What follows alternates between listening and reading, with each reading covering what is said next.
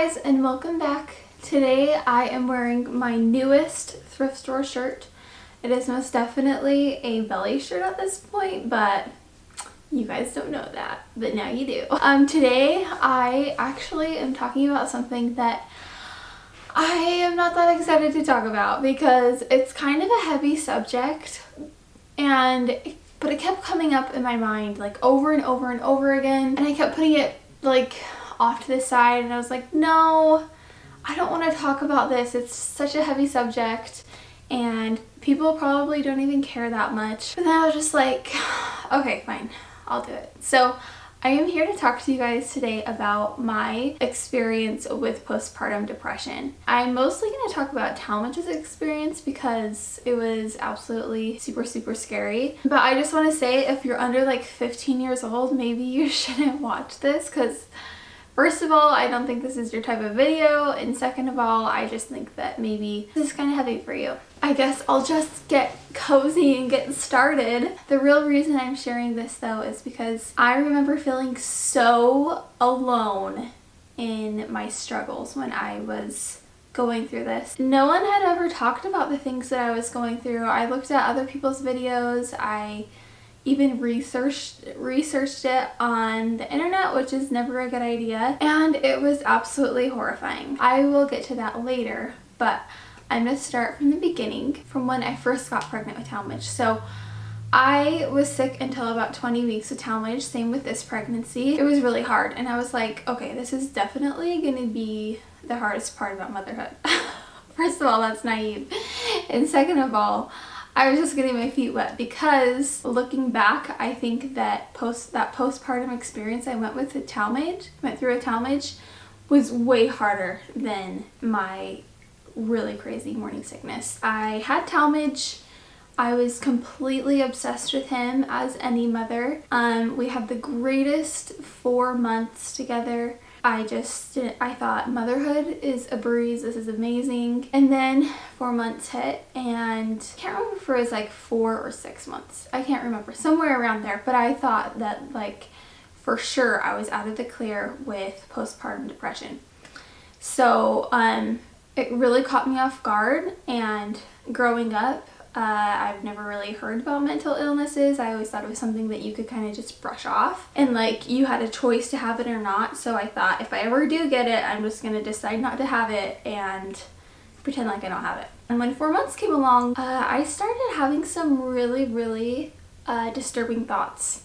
And the reason I was so confused with my postpartum depression was because every time I would research what does postpartum depression look like, it was always like constant crying, needing to sleep all the time. I can't even remember all of them. I just remember feeling like I didn't fit into any of those molds, and so I was like, okay, well, maybe I'm just going crazy, because I wasn't necessarily crying a lot. I was very how do we say this without using the word? It rhymes with itchy is what it rhymes with. I was just like so irritable. I was so anxious about if the doors were locked, if things were being done right. Leaving Talmadge was super scary for me. I just had a lot of anxiety. I started having these really disturbing thoughts, and they were about hurting my baby. I just remember feeling like so shameful about it, because I'm like, what? Why am I, like, I would just be in the kitchen, and all of a sudden I would just have the worst thought about a way that I could hurt my baby. And obviously that was not my mind. I had never thought like that before. Looking back, this is a huge miracle, because Braden had this really amazing job where he worked from home 24/7, and I did not say anything to Braden for probably 2 months, but I kept having these crazy disturbing thoughts about hurting my child, probably 20 times a day. And of course I never did anything. Whenever I'd have those thoughts, I would go put my baby down, I would say a prayer, I would try to turn on some uplifting music, but I would keep having these thoughts. I just felt defeated, because I'm like, who is this person I'm turning into? First of all, I'm always angry. am like irritable about the dumbest stuff, I'm having these crazy thoughts. So I looked up if it's normal to have these thoughts, and the only thing that came up was like news reports of mothers hurting their babies and going to jail. So I thought, okay, well, if this is how my life is looking, I need to do something. Because it was my first baby and I was nursing and I was lonely, so I'd watch a lot of Netflix, and I watched a lot of crime shows, and I think those shows were very triggering for me for some reason. Where it got really hard for me was when I just felt so much paranoia. Along with the bad thoughts came feeling like someone was always behind me about to like scare me. I remember like looking behind me all the time. I remember thinking about if I had to go get Talmadge in the middle of the night, I would think of like the little girl from The Ring or something. And I was so terrified constantly. And the thing that made it even worse was that I didn't sleep because I was so disturbed by my thoughts that I wanted to make sure that I didn't do anything in my sleep. And so I would stay up all night long, and I just remember like this specific night when I was laying in my bed and I just felt this crazy thick sensation of darkness come over me, and it was like paralyzing. I couldn't move because I felt this thick sheet of darkness, and it almost felt like demons were laughing at me or something. It was so disturbing, and I still remember it to this day, and it kind of makes me emotional because I couldn't move and Braden was right there, and but I remember feeling so paralyzed that I couldn't wake him up, and I really needed him in that moment. So I just laid there, and you guys know that I'm a religious person, and so, you know, I would pray and I do all those things, but it felt like nothing was working, and I was so frustrated. So I can't remember if it was this night or a couple nights later, but I do not have a cute crying face either. But I woke Braden up, and I told him the things that have been going on for the last couple of months. That was a really hard conversation to have because obviously he had never, he wasn't educated about postpartum depression, if it was normal or whatever, but I was just like, Braden, I really need you to listen to me and try to understand for just a minute. And I told him that I was having these disturbing thoughts and I couldn't sleep at night because I couldn't even trust myself. It's something in my church, we have this thing called the priesthood, and we believe that it is a power that's given through authority, and it's given to the men, and they're able to administer a blessing to you, and pretty much it's a blessing from Heavenly Father directly to you. I asked him, I said, Braden, can I have a blessing? I need something. And he laid his hands on my head, and I just remember so much peace coming over me because Heavenly Father just told me that it was okay, and that it wasn't my fault, and that there was help out there and we could get help. And I'm so grateful that it came at this time because I was really hopeless. I thought, what am I gonna do if this is the new Janna? Like, I don't want to hurt my baby. So so he gave me this blessing, and some of you know this, but I have a sister that passed away before I was born when she was like 17 years old.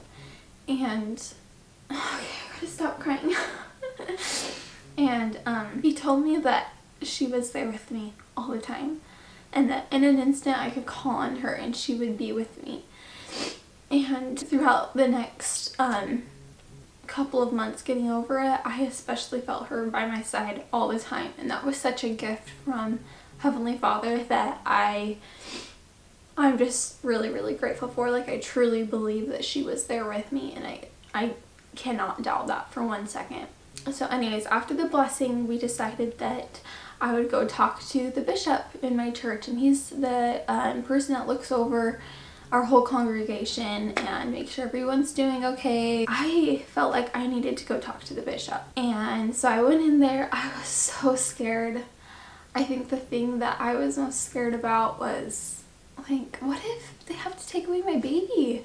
And so I told him what was going on, and he's like, you know, you would be surprised at how much more common this is than you think. He helped me arrange therapy, and I was able to get free therapy through my church. And I was so nervous going to therapy for the first time. I remember walking in there, and I think I was bawling. Like, I am not an emotional person. It takes a lot to get me to cry. Like, right now, this is very uncommon for me. But I remember they had me fill out this waiver of, have you ever thought about hurting yourself or others? And I remember having to check that, and how hard that was, because I knew that wasn't who I am. Anyways, after going to therapy, I just felt so much peace come over me.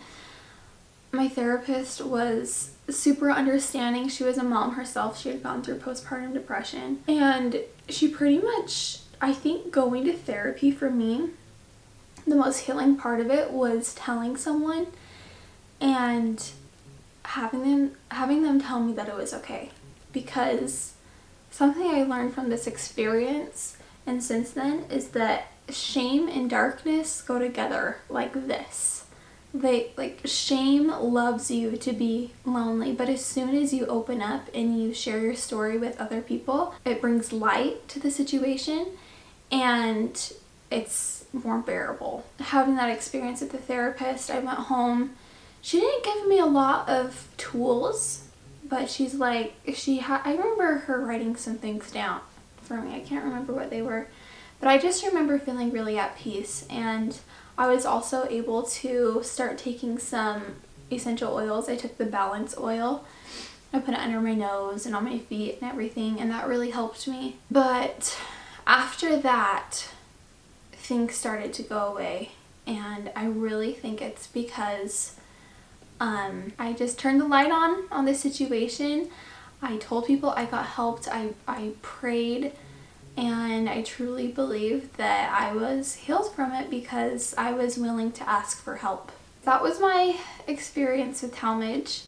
For any of you that are going through it yourself, my heart is just broken for you, but I want you to know that it's not your fault and that it's not going to be like that forever. Just talk to someone, find someone that you really, really trust, open up to them about it, and you will feel so much better. And seriously, spend the money, do the work, whatever you can to just get yourself healed, because you are totally worth it. You are a wonderful mother, I am sure. I have been seeing a counselor recently.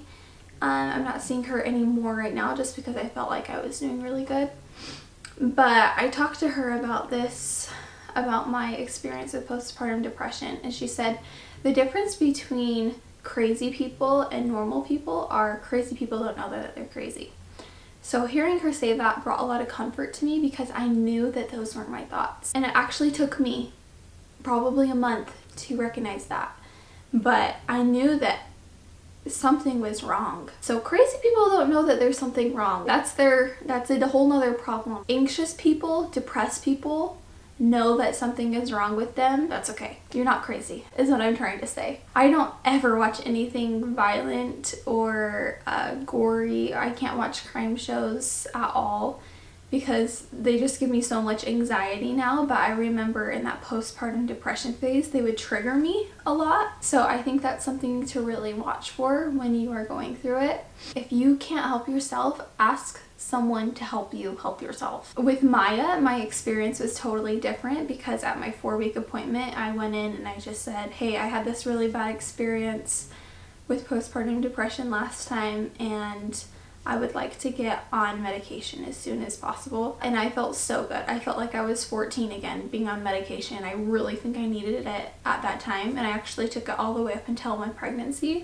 There was a time where I didn't enjoy my antidepressant anxiety medication as much, because I feel like the longer I was on it, it kind of made me numb. But there was definitely a time for it after having my baby, because I know that I am very prone to postpartum depression. I do struggle with anxiety and depression in my everyday life. Anyways, you guys, that is my story, and it was really scary sharing it with you. Pat myself on the back if this video makes it out. I am putting this out there. I really hope it helps someone, even if it's just one person. I love you guys. I really do.